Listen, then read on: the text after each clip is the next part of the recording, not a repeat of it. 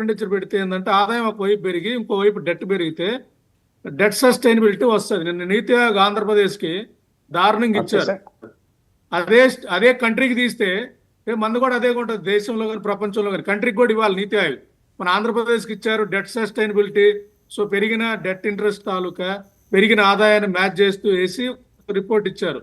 ఆ రిపోర్ట్ చూస్తే మన ఆంధ్రప్రదేశ్ లిస్ట్ వచ్చింది. అంటే తెచ్చిన అప్పులు దీనికి వాడతలేదు అన్నట్టు పెట్టారు. బట్ అదే కంట్రీకి తీస్తే ఇంకా దారుణంగా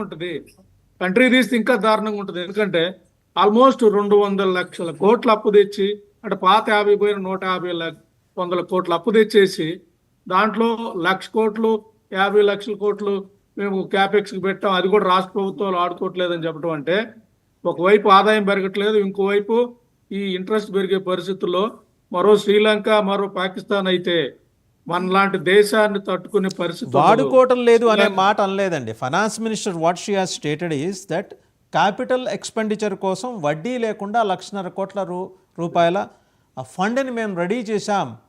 సో బడ్జెట్ లో 1,00,000 కోట్లు చాలదు అంటున్నాను. 1,00,000 కోట్లు చాలదు అంటున్నాను.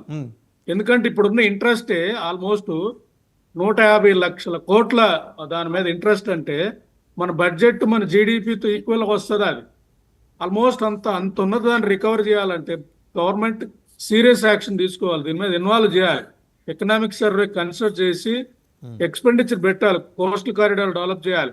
ఆంధ్రప్రదేశ్ లాంటి స్టేట్ కోస్టల్ కారిడార్లు ఎక్కువ ఉందో డెవలప్ చేయగలగాలి, వాళ్ళని కంట్రోల్ చేయాలి. పనికిమాల పథకాలన్నీ పెడతా ఉంటే వాళ్ళని ఎంకరేజ్ చేస్తా, FRBM లిమిట్స్ ఇంకా ఇస్తా.